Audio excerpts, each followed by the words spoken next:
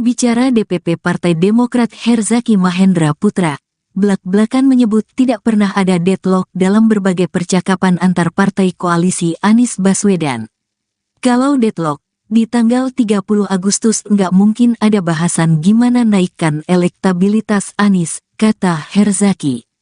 WA yang disampaikan Anies dititipkan pada Sudirman Said juga diakui Herzaki tak pernah diterima oleh pihaknya. WA-nya screenshot, enggak ada itu ditunjukkan pada kami, kata Herzaki menambahkan. Berani kita, mau sumpah pocong atau sumpah apa itu, tegasnya. Katanya ada deadlock. Iya, ya kan? betul. Katanya ada deadlock. Deadlock apa?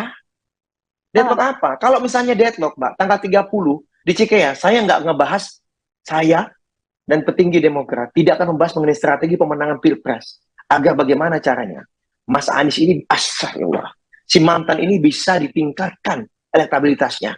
Masih ada peluang nggak kita meningkatkan elektabilitas dalam 6 bulan ini? Apa yang masih dilakukan? Itu diskusinya. Sekarang kalau misalnya bicara deadlock, kok kita nggak mau Anies? Yang kita bicarakan tanggal 30 Agustus, kita kemana nih? Ke A atau ke B nih? Gimana nih kita? Nggak jelas nih Anies. Aduh, si mantan ini. Nggak jelas nih. Si Nasdem ini. Gitu. Tapi enggak. Inilah yang saya bingung, luar biasa ya. Meramu kata-katanya luar biasa sekali. Bilang bahwa ada deadlock, lalu katanya ada WA, screenshot, Mbak. WA-nya screenshot. WA-nya screenshot. Kami demi Allah bersumpah nggak ada WA itu masuk satupun yang ditunjukkan kepada kami. Nggak ada satupun. Ya. Berani kita mau sumpah pocong, mau sumpah apa, silakan. Ada nggak WA itu? Ada nggak disampaikan ke kami? Nggak ada. Kami malah bingung, nih jangan-jangan kayak kasus yang minggu lalu, yang katanya Pak Sudirman Said WA ke wartawan, ternyata bukan Pak Sudirman Said, hanya nulis doang di atas tulisannya, Sudirman Said. Ya kan, ada kejadian itu kan, ingat nggak? Iya kan, yang sampai wartawannya ditegur, ya kan, karena melanggar etika jurnalis, ya, tidak jurnalistik, karena tidak mengecek kembali, hanya ngelihat screenshotnya aja, ya kan. Nah ini yang sangat disayangkan. Nah, maksud saya nggak ada deadlock. Apa deadlock tanggal? Dan maksud saya ini loh, ya ini yang tadi saya bilang masalah agama-agama. Saya kecewa sekali gitu, ya. Karena dia bilang bahwa saya serahkan, ya sudahlah. Kalau emang terpasang sumber koalisi ini, saya serahkan kepada Allah. Astagfirullah, saya bilang. Saya ngomongnya kok kayak gitu sekali ya. Lalu kemudian seakan ini mau memberikan pembenaran. Seakan-akan, akhirnya Pak Surya Paloh bersama Nasdem dan PKB menjadi penyelamat. Akhirnya saya tetap bisa berlayar. Inilah pertolongan Allah yang datang. Astagfirullah, saya bilang. Astagfirullahaladzim, saya bilang. Anda kok jual agama ya? Di sini saya bilang, kenapa Anda jual agama menurut saya? Ya, karena tidak itu kejadiannya. Tidak itu kejadiannya. Tidak ada deadlock, tidak ada situasi urgensi yang menekan sehingga bahwa koalisi ini akan bubar. Nggak ada. Akhirnya memutuskan untuk ya move on, tapi sekarang mungkin mereka bilang kita bukan sedar move on, tapi now we are on the road gitu. Jadi kira-kira udah berjalan itu, dan itu penanda bahwa Demokrat akan dinilai oleh publik atau bahkan oleh sejarah nanti sebagai partai yang tidak tergoyahkan dalam sikap etisnya itu. Pengamat politik Rocky Gerung menyoroti sikap Partai Demokrat yang menyatakan move on dari koalisi perubahan. Menurut Rocky Gerung, sikap tegas Partai Demokrat yang menyatakan mundur dari koalisi setelah pengkhianatan Nasdem dan Anies akan diingat sejarah. Di mana dengan keputusan tersebut, ia menilai bahwa Partai Demokrat akan dianggap sebagai partai yang tidak tergoyahkan dalam sikap etisnya. Terlebih, kader-kader Demokrat secara kompak menyatakan legowo apabila tidak ikut dalam pemerintahan. Bung Rocky, ini menarik kan, perkembangan terbaru. Kelihatannya setelah Agus Harimurti menyatakan move on, ya, dan dia memutuskan nggak akan balik itu. Jadi kira-kira jembatan dia bakar semualah ke koalisi perubahan untuk persatuan itu. Dan sekarang dia ngomong bahwa ini ya dia mengakui, ini juru bicaranya Demokrat mengakui bahwa mereka sulit untuk membentuk poros baru dan opsi yang tersedia itu sekarang tinggal ke Prabowo atau ke Ganjar, kata dia begitu.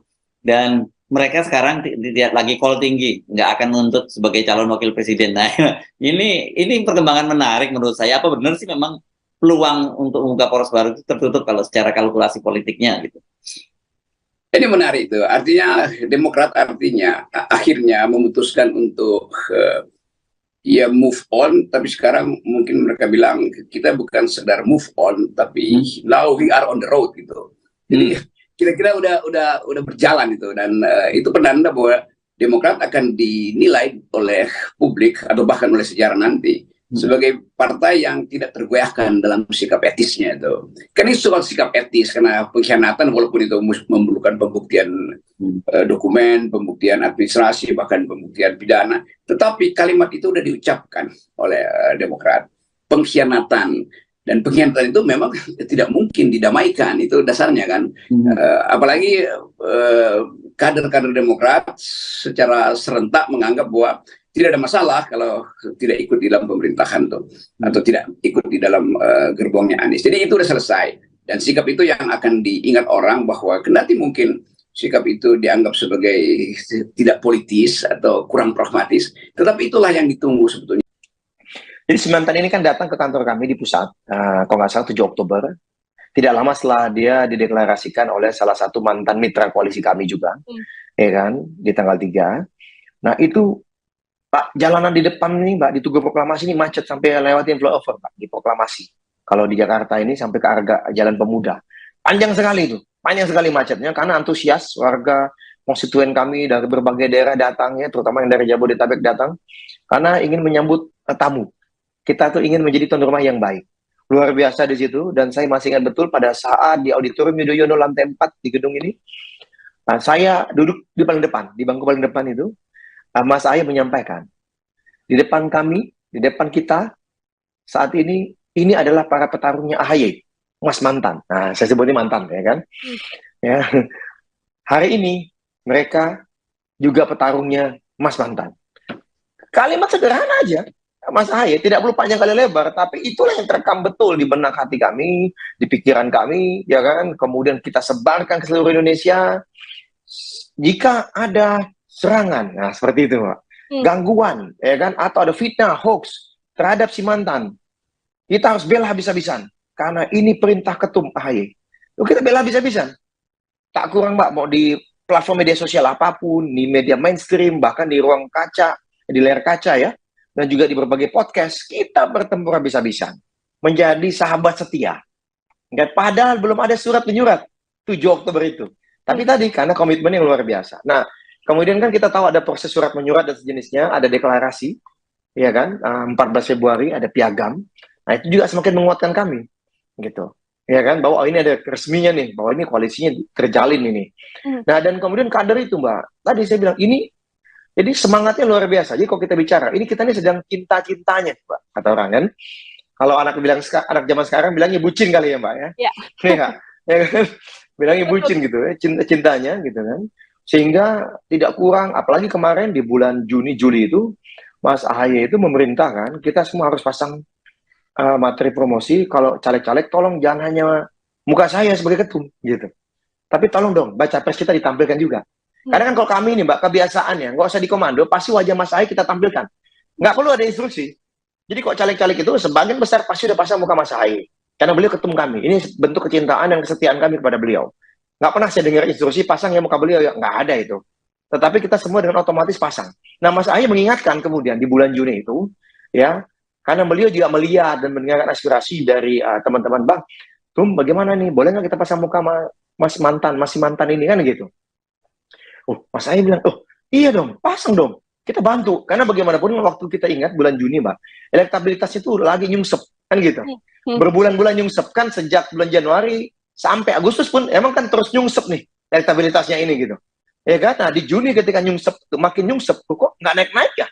Kita pikir mungkin tren sementara 3 bulan nyungsep, terus naik kan gitu. Tapi ternyata hampir 6 bulan nggak naik-naik nih dari Januari 2023. Tentunya kan sangat berbahaya menurut kami, karena kami kan ingin menang ya, Mbak. Kita ini kan bagaimanapun berjuang untuk rakyat, akan lebih memudahkan berjuangnya kalau kita mengelola pemerintahan, kalau kita berada di pemerintahan. Nah, jadi itu yang kita lakukan betul, sehingga baliho, billboard, spanduk di mana-mana, Mbak. Itu luar biasa, itu masif ya, Mbak. Kalau keluar bandara, kalau misalnya mau di jalan protokol di Jakarta, sekarang pun masih ada. Karena apa? Mencabutnya kan butuh waktu. Betul. Ya kan? Banyak sekali ini, luar biasa. Ya kan, sampai termasuk saya kan dapil saya di Kalimantan Barat, Pak, di Pontianak, Sambas, Kubraya, Mempawah, Ketapang, Kayong misalnya, ya kan, Bengkayang, Landak gitu, di Singkawang, itu banyak sekali yang saya pasang wajah saya, bukan hanya ada ketum, tapi juga ada si mantan ini. Masangnya aja butuh hampir 1 bulan, Mbak, buat biar 9 kabupaten kota ini saya masang. ada ribuan. Jadi baru selesai masang 9 kabupaten kota, ada ribuan titik, ya kan? Tahu-tahu ada kejadian kayak gini gitu loh, Mbak. Ya kan? Nah, kita mesti cabut, butuh waktu lama juga nih gitu. Jadi maksudnya pengorbanan kita, kesetiaan kita, komitmen kami ini luar biasa. Kenapa kemudian kader-kader begitu ada rilis hari Kamis lalu, Kamis malam, malamnya langsung banyak kader yang kirim video, Mbak. Lagi mencopot baliho, mencopot billboard, mencopot spanduk. Itu kirim video ke kita. Ya kan? Bahkan ada yang agak demonstratif dengan membakar. Wah, itulah yang kemudian kami di hari Jumat itu ketua meminta kepada kepala BPUKK tolong buat instruksi aja. Silakan dicopot, tapi tolong jangan anarkis gitu. Jangan sampai bakar-bakar maksudnya. Copot aja. Silakan kalau mau videokan silakan, mau foto silakan. Tapi janganlah bakar-bakar. Janganlah jangan sampai anarkis gitu. Nggak mau kemudian mengganggu. Juru bicara DPP Partai Demokrat Herzaki Mahendra Putra belak-belakan menyebut tidak pernah ada deadlock dalam berbagai percakapan antar partai koalisi Anies Baswedan. Kalau deadlock, di tanggal 30 Agustus nggak mungkin ada bahasan gimana naikkan elektabilitas Anies, kata Herzaki. WA yang disampaikan Anies dititipkan pada Sudirman Said juga diakui Herzaki tak pernah diterima oleh pihaknya. WA-nya screenshot, enggak ada itu ditunjukkan pada kami, kata Herzaki menambahkan. Berani kita, mau sumpah pocong atau sumpah apa itu, tegasnya. Katanya ada deadlock. Iya, Ya kan? betul. Katanya ada deadlock. Deadlock apa? Deadlock apa? Kalau misalnya deadlock, Mbak, tanggal 30 di Cikeas, saya nggak ngebahas saya dan petinggi Demokrat tidak akan membahas mengenai strategi pemenangan Pilpres. Agar bagaimana caranya Mas Anies ini, astagfirullah, si mantan ini bisa ditingkatkan elektabilitasnya. Masih ada peluang nggak kita meningkatkan elektabilitas dalam 6 bulan ini? Apa yang mesti dilakukan? Itu diskusinya. Sekarang kalau misalnya bicara deadlock, kok kita nggak mau Anies? Yang kita bicarakan tanggal 30 Agustus, kita kemana nih? Ke A atau ke B nih? Gimana nih kita? Nggak jelas nih Anies. Si mantan ini. Nggak jelas nih si Nasdem ini. Gitu. Tapi enggak. Inilah yang saya bingung, luar biasa ya. Meramu kata-katanya luar biasa sekali. Bilang bahwa ada deadlock, lalu katanya ada WA, screenshot, Mbak. WA-nya screenshot. WA-nya screenshot. Kami demi Allah bersumpah nggak ada WA itu masuk satupun yang ditunjukkan kepada kami. Nggak ada satupun. Ya. Berani kita mau sumpah pocong, mau sumpah apa, silakan. Ada nggak WA itu? Ada nggak disampaikan ke kami? Nggak ada. Kami malah bingung. Nih jangan-jangan kayak kasusnya minggu lalu. Yang katanya Pak Sudirman Said WA ke wartawan, ternyata bukan Pak Sudirman Said, hanya nulis doang di atas tulisannya. Sudirman Said. Ya kan? Ada kejadian itu kan? Ingat nggak? Iya kan? Yang sampai wartawannya ditegur. Ya kan? Karena melanggar etika jurnalis. Ya, jurnalistik karena tidak mengecek kembali, hanya ngelihat screenshotnya aja, ya kan? Nah ini yang sangat disayangkan. Nah, maksud saya nggak ada deadlock. Apa deadlock tanggal? Dan maksud saya ini loh, ya ini yang tadi saya bilang masalah agama-agama. Saya kecewa sekali gitu, ya, karena dia bilang bahwa saya serahkan, ya sudahlah. Kalau emang terpasang sumber koalisi ini saya serahkan kepada Allah. Astagfirullah saya bilang. Saya ngomongnya kok kayak gitu sekali ya. Lalu kemudian seakan ini mau memberikan pembenaran, seakan-akan akhirnya Pak Surya Paloh bersama Nasdem dan PKB menjadi penyelamat. Akhirnya saya tetap bisa berlayar. Inilah pertolongan Allah yang datang. Astagfirullah saya bilang. Astagfirullahaladzim saya bilang. Anda kok jual agama ya? Di sini saya bilang. Kenapa Anda jual agama menurut saya? Ya, karena tidak itu kejadiannya. Tidak itu kejadiannya. Tidak ada deadlock. Tidak ada situasi urgensi yang menekan. Sehingga bahwa koalisi ini akan bubar. Nggak ada. Akhirnya memutuskan untuk move on, tapi sekarang mungkin mereka bilang kita bukan sekedar move on, tapi now we are on the road gitu. Jadi kira-kira udah berjalan itu, dan itu penanda bahwa Demokrat akan dinilai oleh publik atau bahkan oleh sejarah nanti sebagai partai yang tidak tergoyahkan dalam sikap etisnya itu.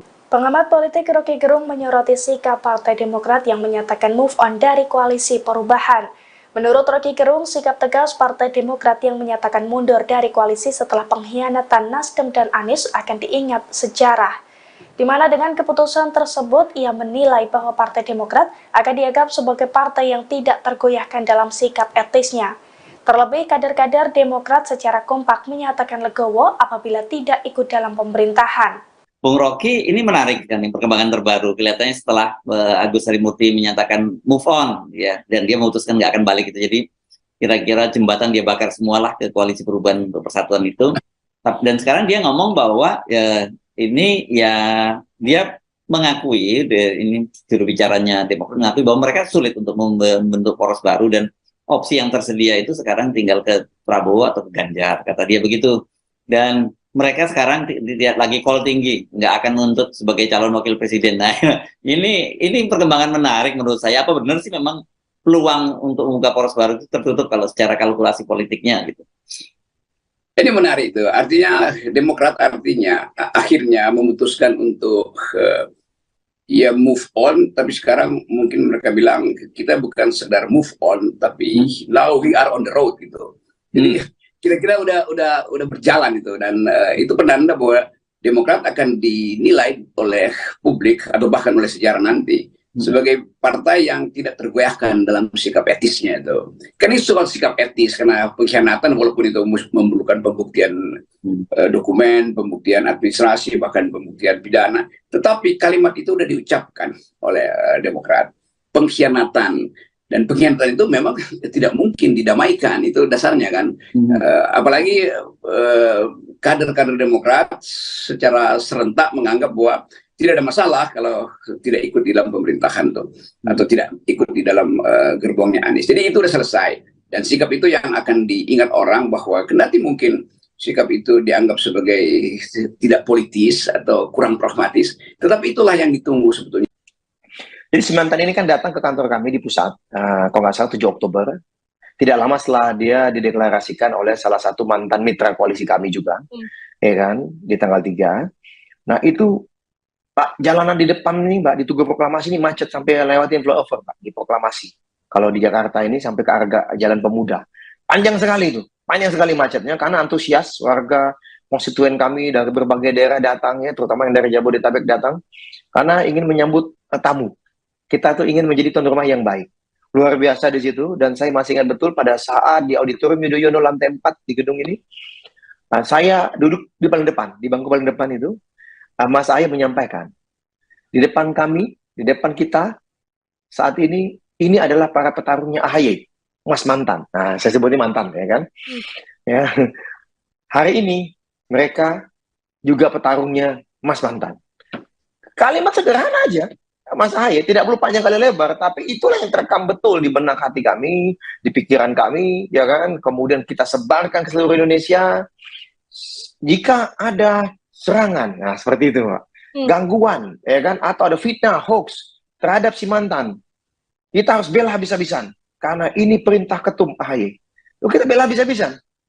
Tak kurang, Mbak, mau di platform media sosial apapun, di media mainstream, bahkan di ruang kaca, di layar kaca, ya, dan juga di berbagai podcast, kita bertempur habis-habisan, menjadi sahabat setia. Padahal belum ada surat menyurat 7 Oktober itu. Tapi tadi, karena komitmen yang luar biasa. Nah, kemudian kan kita tahu ada proses surat menyurat dan sejenisnya, ada deklarasi, ya kan, 14 Februari, ada piagam. Nah, itu juga semakin menguatkan kami, gitu. Ya kan, bahwa ini ada resminya nih, bahwa ini koalisinya terjalin ini. Nah, dan kemudian kader itu, Mbak, tadi saya bilang, ini jadi semangatnya luar biasa. Jadi kalau kita bicara, ini kita ini sedang cinta-cintanya, Mbak, kata orang kan. Kalau anak anak zaman sekarang bilangnya bucin kali ya, Mbak, ya. Iya. Ya kan? Bilangnya bucin gitu ya, cinta-cintanya gitu kan. Sehingga tidak kurang, apalagi kemarin di bulan Juni Juli itu Mas Ahy itu memerintahkan kita semua harus pasang materi promosi. Kalau caleg-caleg tolong jangan hanya muka saya sebagai ketum gitu. Tapi tolong dong baca pres kita ditampilkan juga. Karena kan kalau kami ini, Mbak, kebiasaannya, nggak usah dikomando, pasti wajah Mas Ahy kita tampilkan. Nggak perlu ada instruksi. Jadi kok caleg-caleg itu sebagian besar pasti udah pasang muka Mas Ahy. Karena beliau ketum kami. Ini bentuk kecintaan dan kesetiaan kami kepada beliau. Nggak pernah saya dengar instruksi pasang ya muka beliau, ya nggak ada itu. Tetapi kita semua dengan otomatis pasang.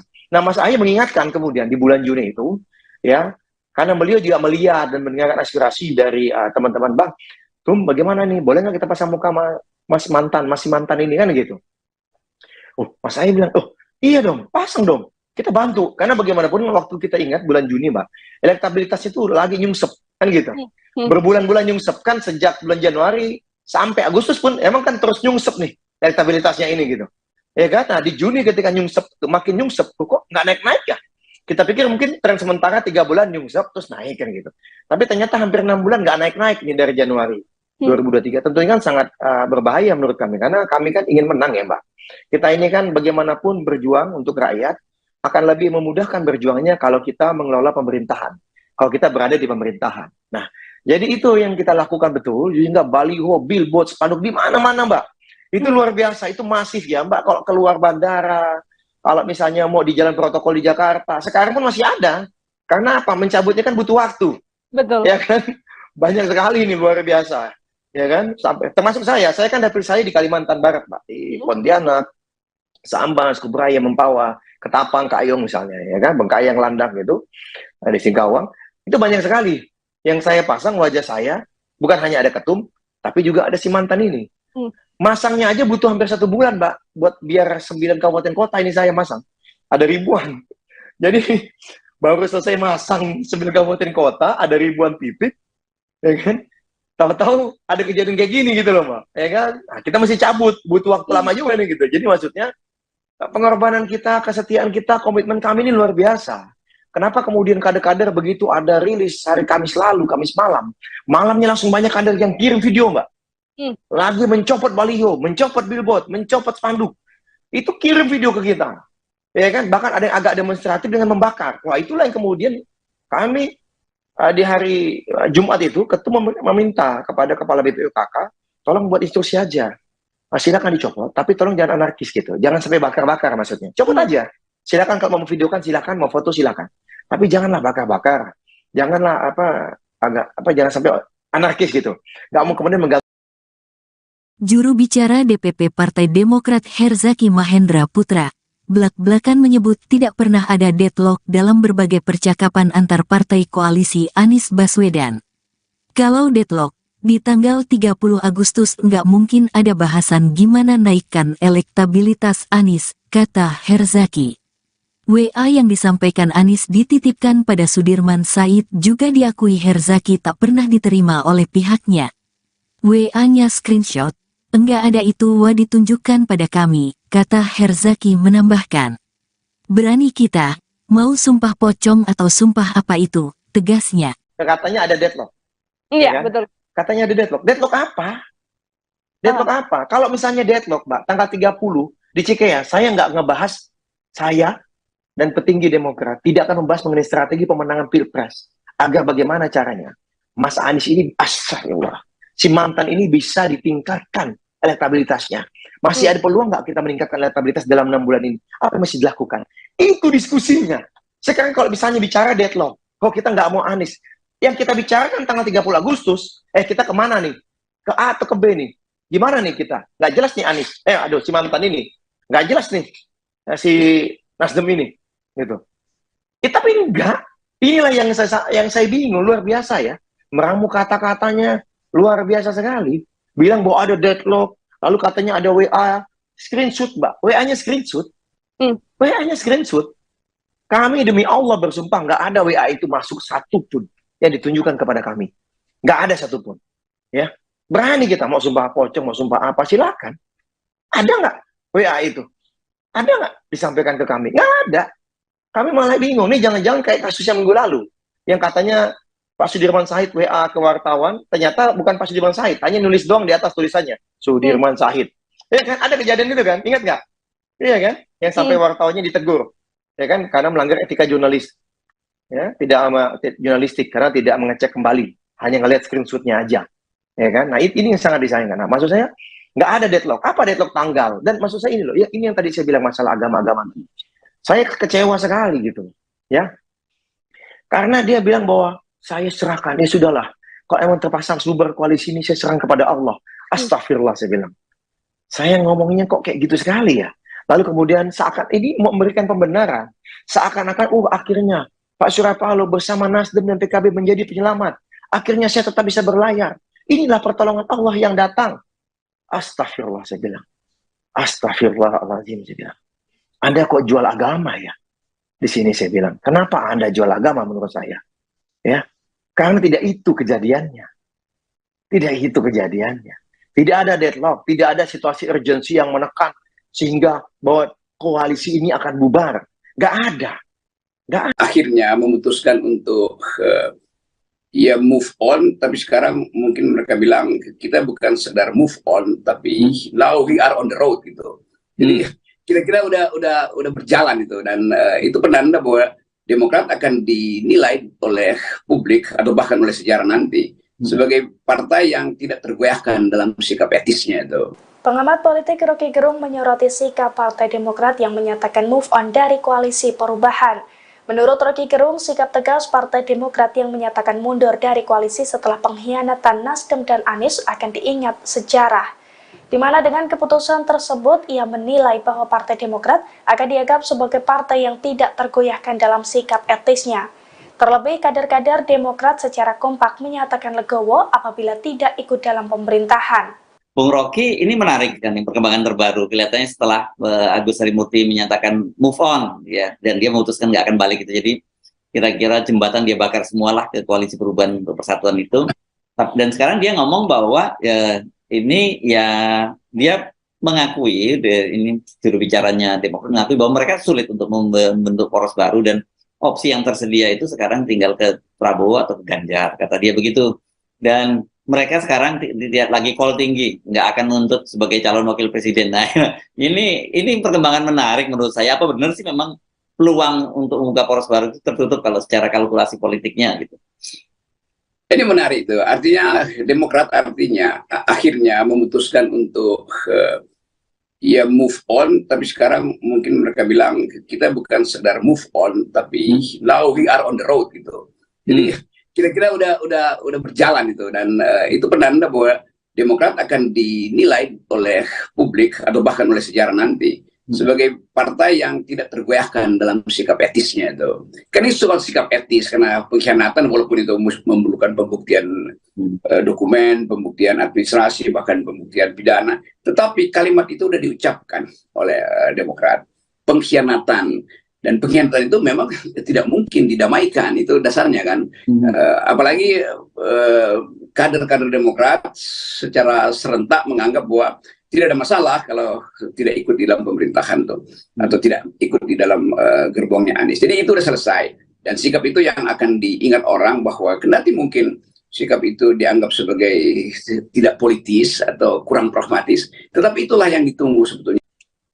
Jadi si mantan ini kan datang ke kantor kami di pusat, kalau nggak salah 7 Oktober. Tidak lama setelah dia dideklarasikan oleh salah satu mantan mitra koalisi kami juga, ya kan, di tanggal 3. Nah itu Pak, jalanan di depan nih, Mbak, di Tugu Proklamasi ini macet sampai lewatin flyover, Pak, di Proklamasi. Kalau di Jakarta ini sampai ke arah Jalan Pemuda. Panjang sekali itu, panjang sekali macetnya, karena antusias warga konstituen kami dari berbagai daerah datangnya, terutama yang dari Jabodetabek datang, karena ingin menyambut tamu. Kita tuh ingin menjadi tuan rumah yang baik. Luar biasa di situ, dan saya masih ingat betul pada saat di Auditorium Yudhoyono lantai 4 di gedung ini, saya duduk di paling depan, di bangku paling depan itu, Mas Ahy menyampaikan, di depan kami, di depan kita, saat ini adalah para petarungnya AHY, Mas Mantan. Nah, saya sebutnya mantan, ya kan? Ya. Hari ini, mereka juga petarungnya Mas Mantan. Kalimat sederhana aja, Mas Ahy, tidak perlu panjang kali lebar, tapi itulah yang terekam betul di benak hati kami, di pikiran kami, ya kan? Kemudian kita sebarkan ke seluruh Indonesia. Jika ada serangan, nah seperti itu, Pak. Gangguan, ya kan, atau ada fitnah, hoax terhadap si mantan, kita harus bela habis-habisan, karena ini perintah ketum AHY. Kita bela habis-habisan. Tak kurang, Mbak, mau di platform media sosial apapun, di media mainstream, bahkan di ruang kaca, di layar kaca ya, dan juga di berbagai podcast, kita bertempur habis-habisan, menjadi sahabat setia. Padahal belum ada surat menyurat 7 Oktober itu. Tapi tadi karena komitmen yang luar biasa. Nah, kemudian kan kita tahu ada proses surat menyurat dan sejenisnya, ada deklarasi, ya kan, 14 Februari ada piagam.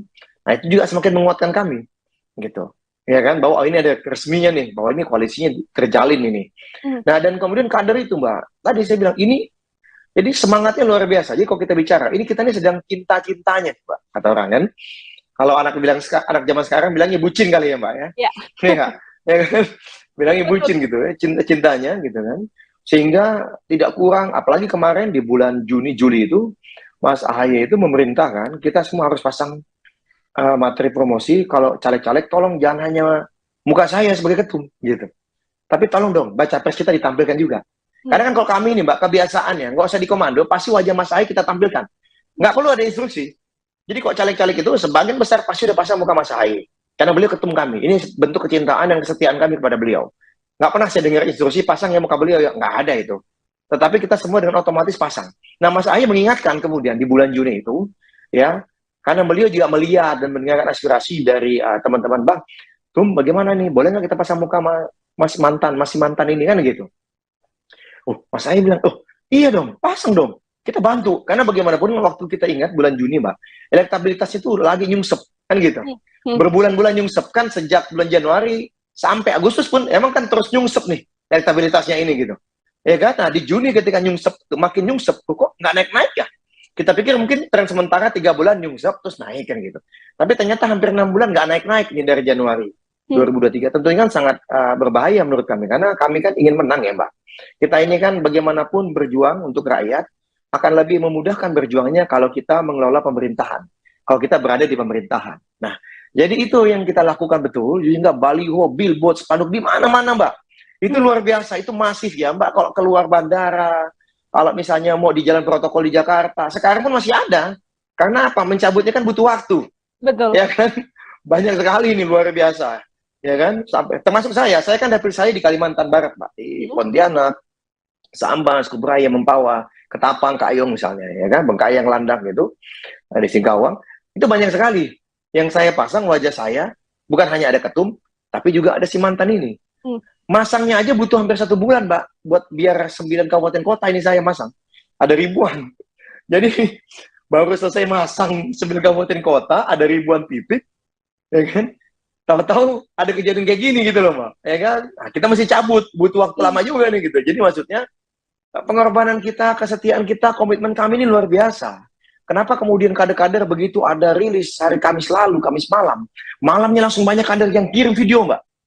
Lagi mencopot baliho, mencopot billboard, mencopot spanduk. Itu kirim video ke kita. Ya kan? Bahkan ada yang agak demonstratif dengan membakar. Wah, itulah yang kemudian kami di hari Jumat itu ketum meminta kepada Kepala BPUKK, tolong buat instruksi aja. Silakan dicopot, tapi tolong jangan anarkis gitu. Jangan sampai bakar-bakar maksudnya. Copot aja. Silakan kalau mau videokan silakan, mau foto silakan. Tapi janganlah bakar-bakar. Janganlah jangan sampai anarkis gitu. Nggak mau kemudian mengganggu. Juru bicara DPP Partai Demokrat Herzaki Mahendra Putra, belak-belakan menyebut tidak pernah ada deadlock dalam berbagai percakapan antar partai koalisi Anies Baswedan. Kalau deadlock, di tanggal 30 Agustus nggak mungkin ada bahasan gimana naikkan elektabilitas Anies, kata Herzaki. WA yang disampaikan Anies dititipkan pada Sudirman Said juga diakui Herzaki tak pernah diterima oleh pihaknya. WA-nya screenshot, enggak ada itu ditunjukkan pada kami, kata Herzaki menambahkan. Berani kita, mau sumpah pocong atau sumpah apa itu, tegasnya. Katanya ada deadlock. Iya, ya kan? betul. Katanya ada deadlock. Deadlock apa? Deadlock apa? Kalau misalnya deadlock, Mbak, tanggal 30 di Cikeas, saya nggak ngebahas saya dan petinggi Demokrat tidak akan membahas mengenai strategi pemenangan Pilpres. Agar bagaimana caranya Mas Anies ini, astagfirullah, si mantan ini bisa ditingkatkan elektabilitasnya. Masih ada peluang nggak kita meningkatkan elektabilitas dalam 6 bulan ini? Apa yang mesti dilakukan? Itu diskusinya. Sekarang kalau misalnya bicara deadlock, kok kita nggak mau Anies? Yang kita bicarakan tanggal 30 Agustus, kita kemana nih? Ke A atau ke B nih? Gimana nih kita? Nggak jelas nih Anies. Si mantan ini. Nggak jelas nih. Si Nasdem ini. Gitu. Tapi enggak. Inilah yang saya bingung. Luar biasa ya. Meramu kata-katanya. Luar biasa sekali. Bilang bahwa ada deadlock. Lalu katanya ada WA. Screenshot, Mbak. WA-nya screenshot. WA-nya screenshot. Kami demi Allah bersumpah nggak ada WA itu masuk satupun yang ditunjukkan kepada kami. Nggak ada satupun. Ya.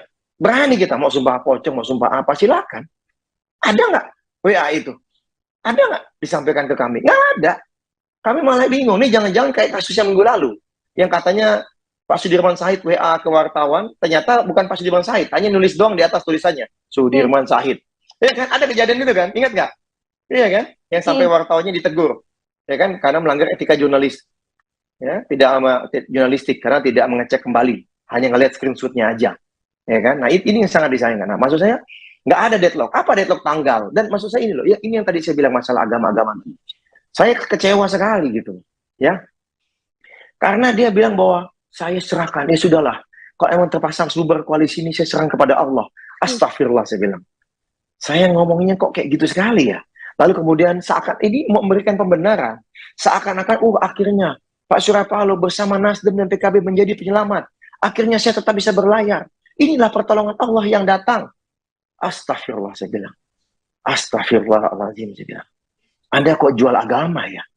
Di sini saya bilang, kenapa Anda jual agama menurut saya? Ya, karena tidak itu kejadiannya. Tidak itu kejadiannya. Tidak ada deadlock, tidak ada situasi urgensi yang menekan sehingga bahwa koalisi ini akan bubar. Nggak ada. Akhirnya memutuskan untuk ya move on, tapi sekarang mungkin mereka bilang kita bukan sekedar move on, tapi now we are on the road gitu. Jadi kira-kira udah berjalan itu, dan itu penanda bahwa Demokrat akan dinilai oleh publik atau bahkan oleh sejarah nanti sebagai partai yang tidak tergoyahkan dalam sikap etisnya itu. Pengamat politik Rocky Gerung menyoroti sikap Partai Demokrat yang menyatakan move on dari koalisi perubahan. Menurut Rocky Gerung, sikap tegas Partai Demokrat yang menyatakan mundur dari koalisi setelah pengkhianatan Nasdem dan Anies akan diingat sejarah. Di mana dengan keputusan tersebut, ia menilai bahwa Partai Demokrat akan dianggap sebagai partai yang tidak tergoyahkan dalam sikap etisnya. Terlebih, kader-kader Demokrat secara kompak menyatakan legowo apabila tidak ikut dalam pemerintahan. Bung Rocky, ini menarik kan, perkembangan terbaru. Kelihatannya setelah Agus Harimurti menyatakan move on, ya, dan dia memutuskan nggak akan balik itu. Jadi kira-kira jembatan dia bakar semualah ke koalisi perubahan untuk persatuan itu.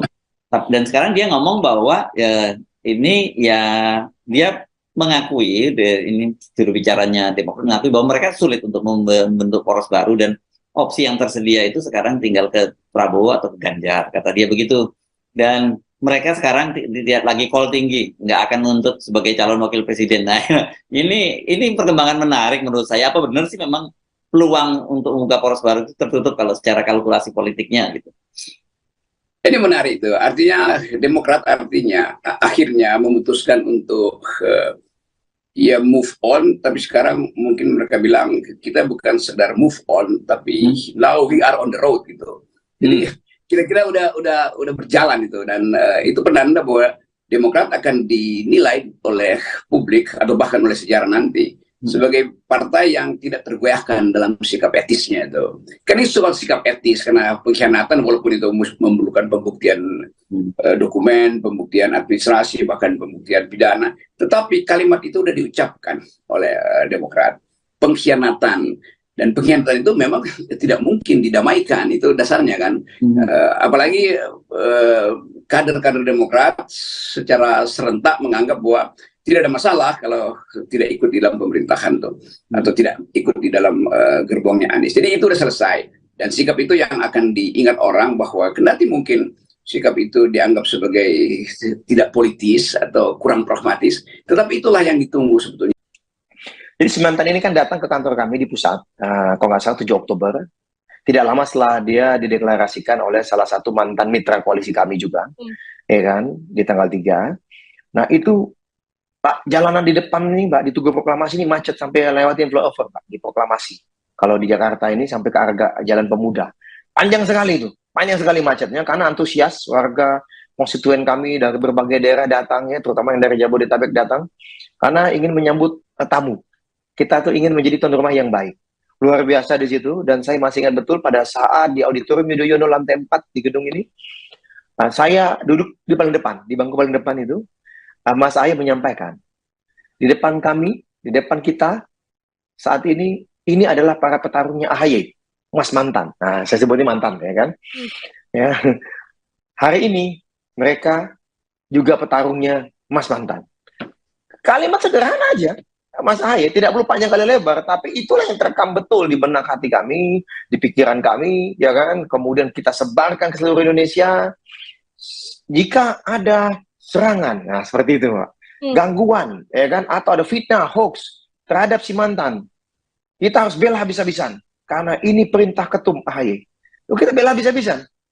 Tak kurang, Mbak, mau di platform media sosial apapun, di media mainstream, bahkan di ruang kaca, di layar kaca ya, dan juga di berbagai podcast, kita bertempur habis-habisan. Menjadi sahabat setia. Dan padahal belum ada surat menyurat 7 Oktober itu. Tapi tadi karena komitmen yang luar biasa. Nah, kemudian kan kita tahu ada proses surat menyurat dan sejenisnya, ada deklarasi, ya kan, 14 Februari ada piagam. Nah, itu juga semakin menguatkan kami, gitu. Ya kan, bahwa ini ada resminya nih, bahwa ini koalisinya terjalin ini. Nah, dan kemudian kader itu, Mbak, tadi saya bilang, ini, jadi semangatnya luar biasa. Jadi kalau kita bicara, ini kita ini sedang cinta-cintanya, Mbak, kata orang kan. Kalau anak anak zaman sekarang bilangnya bucin kali ya, Mbak, ya. Iya. Ya kan? Bilangnya bucin gitu ya, cinta-cintanya gitu kan. Sehingga tidak kurang, apalagi kemarin di bulan Juni, Juli itu, Mas AHY itu memerintahkan, kita semua harus pasang materi promosi, kalau caleg-caleg tolong jangan hanya muka saya sebagai ketum gitu, tapi tolong dong baca pres kita ditampilkan juga. Karena kan kalau kami ini, Mbak, kebiasaannya nggak usah dikomando, pasti wajah Mas AHY kita tampilkan, nggak perlu ada instruksi. Jadi kok caleg-caleg itu sebagian besar pasti udah pasang muka Mas AHY, karena beliau ketum kami. Ini bentuk kecintaan dan kesetiaan kami kepada beliau. Nggak pernah saya dengar instruksi pasang ya muka beliau, ya nggak ada itu. Tetapi kita semua dengan otomatis pasang. Nah, Mas AHY mengingatkan kemudian di bulan Juni itu, ya, karena beliau juga melihat dan mendengarkan aspirasi dari teman-teman, Bang, Tum, bagaimana nih? Boleh nggak kita pasang muka masih mantan ini kan gitu? Mas AHY bilang, iya dong, pasang dong. Kita bantu. Karena bagaimanapun waktu kita ingat bulan Juni, Mbak, elektabilitas itu lagi nyungsep kan gitu. Berbulan-bulan nyungsep kan sejak bulan Januari sampai Agustus pun emang kan terus nyungsep nih elektabilitasnya ini gitu. Ya kan? Nah, di Juni ketika nyungsep, makin nyungsep, kok nggak naik-naik ya? Kita pikir mungkin tren sementara 3 bulan nyungsep terus naik kan gitu. Tapi ternyata hampir 6 bulan nggak naik-naik nih dari Januari 2023. Tentunya kan sangat berbahaya menurut kami. Karena kami kan ingin menang ya, Mbak. Kita ini kan bagaimanapun berjuang untuk rakyat, akan lebih memudahkan berjuangnya kalau kita mengelola pemerintahan. Kalau kita berada di pemerintahan. Nah, jadi itu yang kita lakukan betul. Sehingga baliho, billboard, spanduk di mana-mana, Mbak. Itu luar biasa, itu masif ya, Mbak. Kalau keluar bandara, kalau misalnya mau di jalan protokol di Jakarta, sekarang pun masih ada. Karena apa? Mencabutnya kan butuh waktu.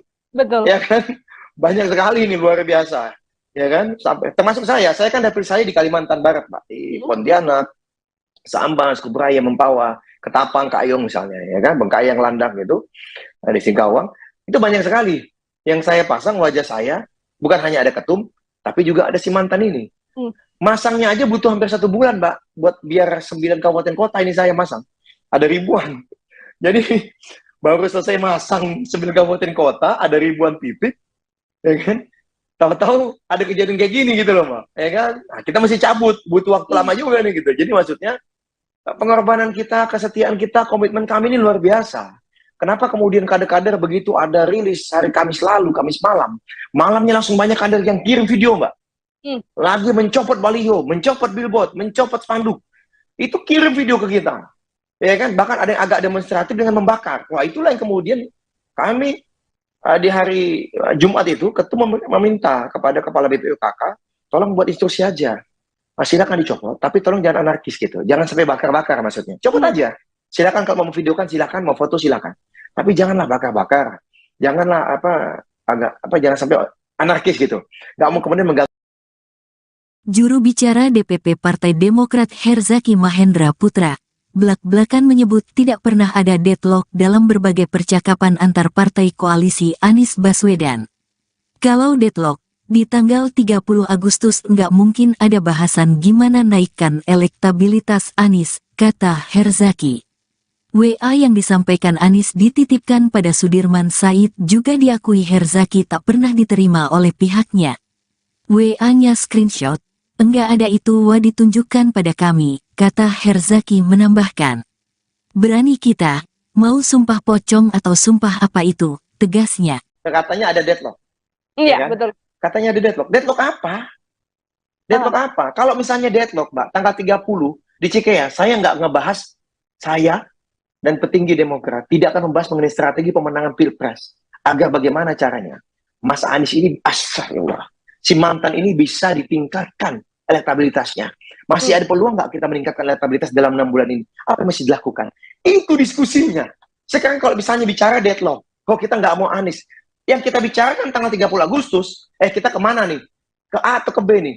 Gimana nih kita? Nggak jelas nih Anies. Aduh, si mantan ini. Nggak jelas nih si Nasdem ini. Gitu. Tapi enggak. Inilah yang saya bingung, luar biasa ya. Meramu kata-katanya luar biasa sekali. Bilang bahwa ada deadlock, lalu katanya ada WA, screenshot, Mbak. WA-nya screenshot. WA-nya screenshot. Kami demi Allah bersumpah nggak ada WA itu masuk satupun yang ditunjukkan kepada kami. Nggak ada satupun. Ya. Berani kita mau sumpah pocong, mau sumpah apa, silakan. Ada nggak WA itu? Ada nggak disampaikan ke kami? Nggak ada. Kami malah bingung, nih jangan-jangan kayak kasusnya minggu lalu, yang katanya Pak Sudirman Said WA ke wartawan, ternyata bukan Pak Sudirman Said, hanya nulis doang di atas tulisannya, Sudirman Said. Ya kan, ada kejadian itu kan, ingat nggak? Iya kan, yang sampai wartawannya ditegur, ya kan, karena melanggar etika jurnalis, ya, jurnalistik, karena tidak mengecek kembali, hanya ngelihat screenshotnya aja, ya kan. Nah ini yang sangat disayangkan. Nah, maksud saya nggak ada deadlock. Apa deadlock tanggal? Dan maksud saya ini loh, ya ini yang tadi saya bilang masalah agama-agama. Saya kecewa sekali gitu, ya. Karena dia bilang bahwa saya serahkan, ya sudahlah. Kalau emang terpasang sumber koalisi ini, saya serahkan kepada Allah. Astagfirullah, saya bilang. Saya ngomongnya kok kayak gitu sekali ya. Lalu kemudian seakan ini mau memberikan pembenaran. Seakan-akan, akhirnya Pak Surya Paloh bersama Nasdem dan PKB menjadi penyelamat. Akhirnya saya tetap bisa berlayar. Inilah pertolongan Allah yang datang. Astagfirullah, saya bilang. Astagfirullahaladzim, saya bilang. Anda kok jual agama ya? Di sini saya bilang, kenapa Anda jual agama menurut saya? Ya, karena tidak itu kejadiannya. Tidak itu kejadiannya. Tidak ada deadlock, tidak ada situasi urgensi yang menekan sehingga bahwa koalisi ini akan bubar. Nggak ada. Akhirnya memutuskan untuk ya move on, tapi sekarang mungkin mereka bilang kita bukan sekedar move on, tapi now we are on the road gitu. Jadi kira-kira udah berjalan itu, dan itu penanda bahwa Demokrat akan dinilai oleh publik atau bahkan oleh sejarah nanti sebagai partai yang tidak tergoyahkan dalam sikap etisnya itu. Pengamat politik Rocky Gerung menyoroti sikap Partai Demokrat yang menyatakan move on dari koalisi perubahan. Menurut Rocky Gerung, sikap tegas Partai Demokrat yang menyatakan mundur dari koalisi setelah pengkhianatan Nasdem dan Anies akan diingat sejarah. Di mana dengan keputusan tersebut, ia menilai bahwa Partai Demokrat akan dianggap sebagai partai yang tidak tergoyahkan dalam sikap etisnya. Terlebih, kader-kader Demokrat secara kompak menyatakan legowo apabila tidak ikut dalam pemerintahan. Bung Rocky, ini menarik kan, perkembangan terbaru. Kelihatannya setelah Agus Harimurti menyatakan move on, ya, dan dia memutuskan nggak akan balik itu. Jadi kira-kira jembatan dia bakar semualah ke koalisi perubahan untuk persatuan itu. Dan sekarang dia ngomong bahwa ini ya dia mengakui, ini juru bicaranya Demokrat mengakui bahwa mereka sulit untuk membentuk poros baru dan opsi yang tersedia itu sekarang tinggal ke Prabowo atau ke Ganjar, kata dia begitu. Dan mereka sekarang tidak lagi call tinggi, nggak akan menuntut sebagai calon wakil presiden. Nah, ini perkembangan menarik menurut saya. Apa benar sih memang peluang untuk membuka poros baru itu tertutup kalau secara kalkulasi politiknya gitu? Ini menarik itu, artinya Demokrat akhirnya memutuskan untuk ya move on, tapi sekarang mungkin mereka bilang kita bukan sekedar move on, tapi now we are on the road gitu. Jadi kira-kira udah berjalan itu, dan itu penanda bahwa Demokrat akan dinilai oleh publik atau bahkan oleh sejarah nanti sebagai partai yang tidak tergoyahkan dalam sikap etisnya itu. Kan ini soal sikap etis, karena pengkhianatan walaupun itu memerlukan pembuktian dokumen, pembuktian administrasi, bahkan pembuktian pidana, tetapi kalimat itu sudah diucapkan oleh Demokrat. Pengkhianatan, dan pengkhianatan itu memang tidak mungkin didamaikan, itu dasarnya kan. Apalagi kader-kader Demokrat secara serentak menganggap bahwa tidak ada masalah kalau tidak ikut di dalam pemerintahan tuh, atau tidak ikut di dalam gerbongnya Anies. Jadi itu sudah selesai, dan sikap itu yang akan diingat orang, bahwa kendati mungkin sikap itu dianggap sebagai tidak politis atau kurang pragmatis, tetapi itulah yang ditunggu sebetulnya. Jadi si mantan ini kan datang ke kantor kami di pusat, kalau nggak salah 7 Oktober. Tidak lama setelah dia dideklarasikan oleh salah satu mantan mitra koalisi kami juga, ya kan, di tanggal 3. Nah itu Pak, jalanan di depan nih, Mbak, di Tugu Proklamasi ini macet sampai lewatin flyover, Pak, di Proklamasi. Kalau di Jakarta ini sampai ke arah Jalan Pemuda. Panjang sekali itu, panjang sekali macetnya karena antusias warga konstituen kami dari berbagai daerah datangnya, terutama yang dari Jabodetabek datang, karena ingin menyambut tamu. Kita tuh ingin menjadi tuan rumah yang baik. Luar biasa di situ, dan saya masih ingat betul pada saat di auditorium Yudhoyono lantai 4 di gedung ini, saya duduk di paling depan, di bangku paling depan itu, Mas Ahaye menyampaikan, di depan kami, di depan kita, saat ini adalah para petarungnya Ahaye, Mas Mantan. Nah, saya sebutnya mantan, ya kan? Ya. Hari ini, mereka juga petarungnya Mas Mantan. Kalimat sederhana aja, Mas Ahaye, tidak perlu panjang kali lebar, tapi itulah yang terekam betul di benak hati kami, di pikiran kami, ya kan? Kemudian kita sebarkan ke seluruh Indonesia. Jika ada serangan, nah seperti itu, Pak. Gangguan, ya kan? Atau ada fitnah, hoax terhadap si Mantan, kita harus bela habis-habisan, karena ini perintah ketum Ahaye. Kita bela habis-habisan. Tak kurang, Mbak, mau di platform media sosial apapun, di media mainstream, bahkan di ruang kaca, di layar kaca ya, dan juga di berbagai podcast, kita bertempur habis-habisan. Menjadi sahabat setia. Padahal belum ada surat menyurat 7 Oktober itu. Tapi tadi, karena komitmen yang luar biasa. Nah, kemudian kan kita tahu ada proses surat menyurat dan sejenisnya, ada deklarasi, ya kan, 14 Februari, ada piagam. Nah, itu juga semakin menguatkan kami, gitu. Ya kan, bahwa ini ada resminya nih, bahwa ini koalisinya terjalin ini. Nah, dan kemudian kader itu, Mbak, tadi saya bilang, ini, jadi semangatnya luar biasa. Jadi kalau kita bicara, ini kita ini sedang cinta-cintanya, Mbak, kata orang kan. Kalau anak zaman sekarang bilangnya bucin kali ya, Mbak, ya. Iya. Ya kan? Bilangnya bucin gitu ya, cintanya gitu kan. Sehingga tidak kurang, apalagi kemarin di bulan Juni-Juli itu, Mas Ahaye itu memerintahkan, kita semua harus pasang materi promosi, kalau caleg-caleg tolong jangan hanya muka saya sebagai ketum, gitu. Tapi tolong dong, baca pres kita ditampilkan juga. Karena kan kalau kami ini, Mbak, kebiasaannya, nggak usah dikomando, pasti wajah Mas Ahaye kita tampilkan. Nggak perlu ada instruksi. Jadi kok caleg-caleg itu, sebagian besar pasti udah pasang muka Mas Ahaye. Karena beliau ketum kami. Ini bentuk kecintaan dan kesetiaan kami kepada beliau. Nggak pernah saya dengar instruksi pasang yang muka beliau, ya nggak ada itu. Tetapi kita semua dengan otomatis pasang. Nah, Mas Ahaye mengingatkan kemudian di bulan Juni itu, ya, karena beliau juga melihat dan mendengarkan aspirasi dari teman-teman, Bang, Tum, bagaimana nih? Boleh nggak kita pasang muka masih mantan ini kan gitu? Mas Ahaye bilang, iya dong, pasang dong. Kita bantu. Karena bagaimanapun waktu kita ingat bulan Juni, Mbak, elektabilitas itu lagi nyungsep, kan gitu. Berbulan-bulan nyungsep kan sejak bulan Januari sampai Agustus pun emang kan terus nyungsep nih elektabilitasnya ini gitu. Ya kan? Nah, di Juni ketika nyungsep, makin nyungsep, kok nggak naik-naik ya? Kita pikir mungkin tren sementara 3 bulan nyungsep terus naik kan gitu. Tapi ternyata hampir 6 bulan nggak naik-naik nih dari Januari 2023. Tentunya kan sangat berbahaya menurut kami, karena kami kan ingin menang ya, Mbak. Kita ini kan bagaimanapun berjuang untuk rakyat, akan lebih memudahkan berjuangnya kalau kita mengelola pemerintahan. Kalau kita berada di pemerintahan. Nah, jadi itu yang kita lakukan betul, sehingga baliho, billboard, spanduk di mana-mana, Mbak. Itu luar biasa, itu masif ya, Mbak. Kalau keluar bandara, kalau misalnya mau di jalan protokol di Jakarta, sekarang pun masih ada. Karena apa? Mencabutnya kan butuh waktu. Betul. Ya kan? Banyak sekali ini, luar biasa. Ya kan? Sampai termasuk saya kan dapil saya di Kalimantan Barat, Mbak. Di Pontianak, Sambas, Kubraya, Mempawah, Ketapang, Kayong misalnya, ya kan? Bengkayang, Landak gitu, di Singkawang. Itu banyak sekali yang saya pasang wajah saya, bukan hanya ada ketum, tapi juga ada si mantan ini. Masangnya aja butuh hampir 1 bulan, Mbak, buat biar 9 kabupaten kota ini saya masang. Ada ribuan. Jadi, baru selesai masang 9 kabupaten kota, ada ribuan titik, ya kan? Tahu-tahu ada kejadian kayak gini gitu loh, Mbak. Ya kan? Nah, kita mesti cabut, butuh waktu lama juga nih gitu. Jadi maksudnya, pengorbanan kita, kesetiaan kita, komitmen kami ini luar biasa. Kenapa kemudian kader-kader begitu ada rilis hari Kamis lalu, Kamis malam, malamnya langsung banyak kader yang kirim video, Mbak. Lagi mencopot baliho, mencopot billboard, mencopot spanduk. Itu kirim video ke kita. Ya kan? Bahkan ada yang agak demonstratif dengan membakar. Wah, itulah yang kemudian kami di hari Jumat itu ketum meminta kepada Kepala BPUKK, tolong buat instruksi aja. Silakan dicopot, tapi tolong jangan anarkis gitu. Jangan sampai bakar-bakar maksudnya. Copot aja. Silakan kalau mau videokan silakan, mau foto silakan. Tapi janganlah bakar-bakar. Janganlah jangan sampai anarkis gitu. Nggak mau kemudian mengganggu.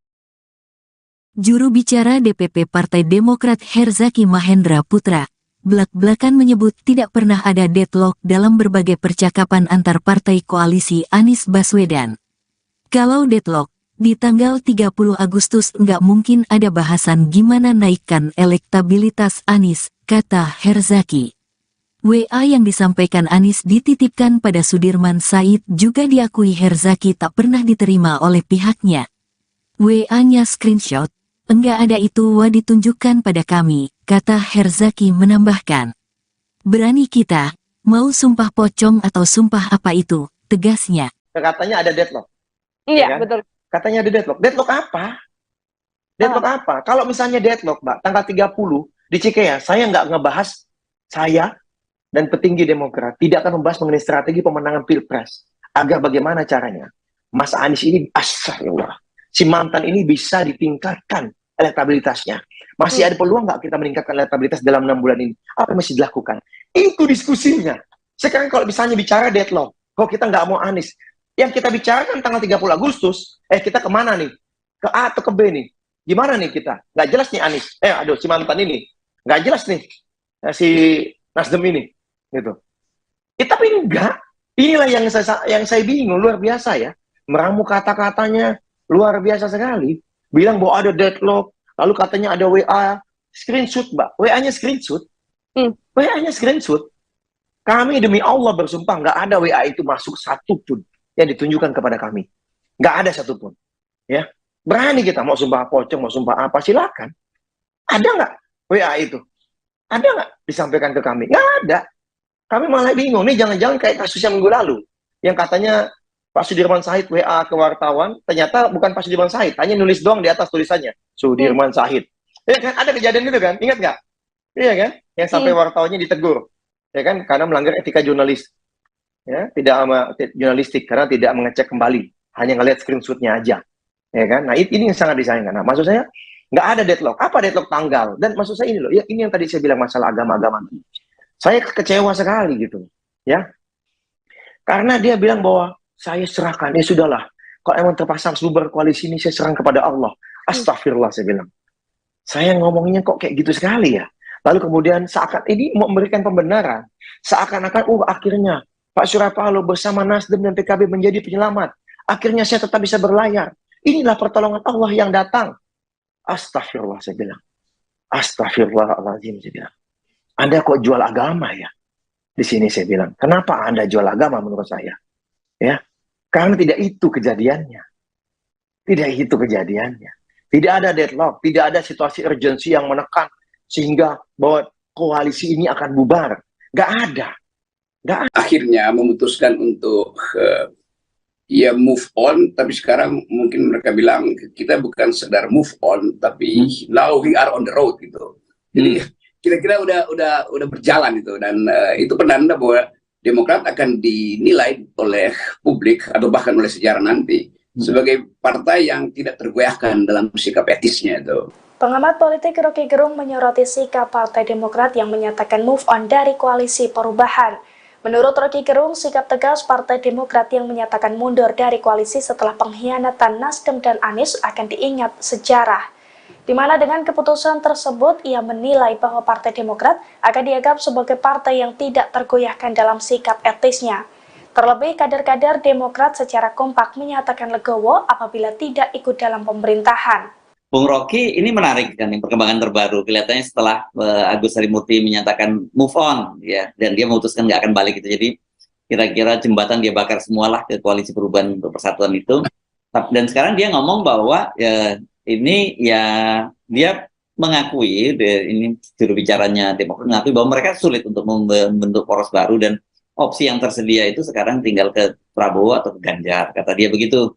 Dan mereka sekarang tidak lagi call tinggi, nggak akan menuntut sebagai calon wakil presiden. Nah, ini perkembangan menarik menurut saya. Apa benar sih memang peluang untuk membuka poros baru itu tertutup kalau secara kalkulasi politiknya gitu? Ini menarik itu. Artinya Demokrat akhirnya memutuskan untuk move on, tapi sekarang mungkin mereka bilang kita bukan sekedar move on, tapi now we are on the road gitu. Jadi kira-kira udah berjalan itu, dan itu penanda bahwa Demokrat akan dinilai oleh publik atau bahkan oleh sejarah nanti sebagai partai yang tidak tergoyahkan dalam sikap etisnya itu. Kan ini soal sikap etis, karena pengkhianatan walaupun itu memerlukan pembuktian dokumen, pembuktian administrasi, bahkan pembuktian pidana, tetapi kalimat itu sudah diucapkan oleh Demokrat. Pengkhianatan, dan pengkhianatan itu memang tidak mungkin didamaikan, itu dasarnya kan. Apalagi kader-kader Demokrat secara serentak menganggap bahwa tidak ada masalah kalau tidak ikut di dalam pemerintahan tuh, atau tidak ikut di dalam gerbongnya Anies. Jadi itu sudah selesai, dan sikap itu yang akan diingat orang, bahwa kendati mungkin sikap itu dianggap sebagai tidak politis atau kurang pragmatis, tetapi itulah yang ditunggu sebetulnya. Jadi si mantan ini kan datang ke kantor kami di pusat, kalau nggak salah 7 Oktober. Tidak lama setelah dia dideklarasikan oleh salah satu mantan mitra koalisi kami juga, ya kan, di tanggal 3. Nah itu, Pak, jalanan di depan nih, Mbak, di Tugu Proklamasi ini macet sampai lewatin flyover, Pak, di Proklamasi. Kalau di Jakarta ini sampai ke arah Jalan Pemuda. Panjang sekali itu, panjang sekali macetnya, karena antusias warga konstituen kami dari berbagai daerah datang, ya, terutama yang dari Jabodetabek datang, karena ingin menyambut tamu. Kita tuh ingin menjadi tuan rumah yang baik. Luar biasa di situ, dan saya masih ingat betul pada saat di Auditorium Yudhoyono lantai 4 di gedung ini, saya duduk di paling depan, di bangku paling depan itu, Mas Ahy menyampaikan, di depan kami, di depan kita, saat ini adalah para petarungnya AHY, Mas Mantan. Nah, saya sebutnya mantan, ya kan? Ya. Hari ini, mereka juga petarungnya Mas Mantan. Kalimat sederhana aja, Mas Ahy, tidak perlu panjang kali lebar, tapi itulah yang terekam betul di benak hati kami, di pikiran kami, ya kan? Kemudian kita sebarkan ke seluruh Indonesia. Jika ada serangan, nah seperti itu, Pak. Gangguan, ya kan? Atau ada fitnah, hoax terhadap si mantan, kita harus bela habis-habisan, karena ini perintah ketum AHY. Kita bela habis-habisan. Tak kurang, Mbak, mau di platform media sosial apapun, di media mainstream, bahkan di ruang kaca, di layar kaca ya, dan juga di berbagai podcast, kita bertempur habis-habisan, menjadi sahabat setia. Padahal belum ada surat menyurat 7 Oktober itu. Tapi tadi karena komitmen yang luar biasa. Nah, kemudian kan kita tahu ada proses surat menyurat dan sejenisnya, ada deklarasi, ya kan, 14 Februari ada piagam. Nah, itu juga semakin menguatkan kami, gitu. Ya kan, bahwa ini ada resminya nih, bahwa ini koalisinya terjalin ini. Nah, dan kemudian kader itu, Mbak, tadi saya bilang, ini, jadi semangatnya luar biasa. Jadi kalau kita bicara, ini kita ini sedang cinta-cintanya, Mbak, kata orang kan. Kalau anak zaman sekarang bilangnya bucin kali ya, Mbak, ya. Iya. Ya kan? Bilangnya bucin gitu ya, cinta-cintanya gitu kan. Sehingga tidak kurang, apalagi kemarin di bulan Juni-Juli itu, Mas AHY itu memerintahkan, kita semua harus pasang materi promosi, kalau caleg-caleg tolong jangan hanya muka saya sebagai ketum, gitu. Tapi tolong dong, baca pres kita ditampilkan juga. Karena kan kalau kami ini, Mbak, kebiasaannya, nggak usah dikomando, pasti wajah Mas AHY kita tampilkan. Nggak perlu ada instruksi. Jadi kok caleg-caleg itu, sebagian besar pasti udah pasang muka Mas AHY. Karena beliau ketum kami. Ini bentuk kecintaan dan kesetiaan kami kepada beliau. Nggak pernah saya dengar instruksi pasang yang muka beliau, ya nggak ada itu. Tetapi kita semua dengan otomatis pasang. Nah, Mas AHY mengingatkan kemudian di bulan Juni itu, ya, karena beliau juga melihat dan mendengarkan aspirasi dari teman-teman, Bang, Tum, bagaimana nih, boleh nggak kita pasang muka masih mantan ini, kan gitu. Mas AHY bilang, iya dong, pasang dong, kita bantu. Karena bagaimanapun waktu kita ingat bulan Juni, Mbak, elektabilitas itu lagi nyungsep, kan gitu. Berbulan-bulan nyungsep, kan sejak bulan Januari sampai Agustus pun emang kan terus nyungsep nih elektabilitasnya ini gitu. Ya kan? Nah, di Juni ketika nyungsep, makin nyungsep, kok nggak naik-naik ya? Kita pikir mungkin tren sementara 3 bulan nyungsep terus naik kan gitu. Tapi ternyata hampir 6 bulan nggak naik-naik nih dari Januari 2023. Tentunya kan sangat berbahaya menurut kami, karena kami kan ingin menang ya, Mbak. Kita ini kan bagaimanapun berjuang untuk rakyat, akan lebih memudahkan berjuangnya kalau kita mengelola pemerintahan. Kalau kita berada di pemerintahan. Nah, jadi itu yang kita lakukan betul, sehingga baliho, billboard, spanduk di mana-mana, Mbak. Itu luar biasa, itu masif ya, Mbak. Kalau keluar bandara, kalau misalnya mau di jalan protokol di Jakarta, sekarang pun masih ada. Karena apa? Mencabutnya kan butuh waktu. Betul. Ya kan? Banyak sekali ini, luar biasa. Ya kan? Sampai termasuk saya kan dapil saya di Kalimantan Barat, Mbak. Di Pontianak, Sambas, Kubraya, Mempawah, Ketapang, Kayong misalnya, ya kan? Bengkayang, Landak gitu, di Singkawang. Itu banyak sekali yang saya pasang wajah saya, bukan hanya ada ketum, tapi juga ada si mantan ini. Masangnya aja butuh hampir 1 bulan, Mbak, buat biar 9 kabupaten kota ini saya masang. Ada ribuan. Jadi baru selesai masang 9 kabupaten kota, ada ribuan titik, ya kan? Tahu-tahu ada kejadian kayak gini gitu loh, Mbak. Ya kan? Nah, kita mesti cabut, butuh waktu lama juga nih gitu. Jadi maksudnya pengorbanan kita, kesetiaan kita, komitmen kami ini luar biasa. Kenapa kemudian kader-kader begitu ada rilis hari Kamis lalu, Kamis malam, malamnya langsung banyak kader yang kirim video, Mbak. Lagi mencopot baliho, mencopot billboard, mencopot spanduk. Itu kirim video ke kita. Ya kan? Bahkan ada yang agak demonstratif dengan membakar. Wah, itulah yang kemudian kami di hari Jumat itu ketua meminta kepada kepala BPUKK, tolong buat instruksi aja. Silakan dicopot, tapi tolong jangan anarkis gitu. Jangan sampai bakar-bakar maksudnya. Copot aja. Silakan kalau mau videokan silakan, mau foto silakan. Tapi janganlah bakar-bakar. Janganlah jangan sampai anarkis gitu. Nggak mau kemudian mengganggu. Juru bicara DPP Partai Demokrat Herzaki Mahendra Putra, belak-belakan menyebut tidak pernah ada deadlock dalam berbagai percakapan antar partai koalisi Anies Baswedan. Kalau deadlock, di tanggal 30 Agustus nggak mungkin ada bahasan gimana naikkan elektabilitas Anies, kata Herzaki. WA yang disampaikan Anies dititipkan pada Sudirman Said juga diakui Herzaki tak pernah diterima oleh pihaknya. WA-nya screenshot, enggak ada itu ditunjukkan pada kami, kata Herzaki menambahkan. Berani kita, mau sumpah pocong atau sumpah apa itu, tegasnya. Katanya ada deadlock.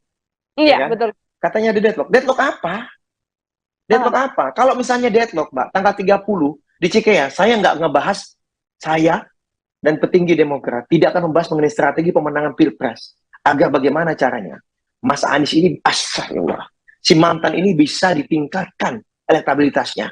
Masih ada peluang nggak kita meningkatkan elektabilitas dalam 6 bulan ini? Apa yang mesti dilakukan? Itu diskusinya. Sekarang kalau misalnya bicara deadlock, kok kita nggak mau Anies? Yang kita bicarakan tanggal 30 Agustus, kita kemana nih?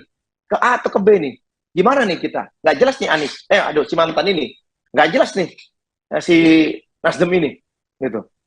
Tapi enggak. Inilah yang saya bingung, luar biasa ya.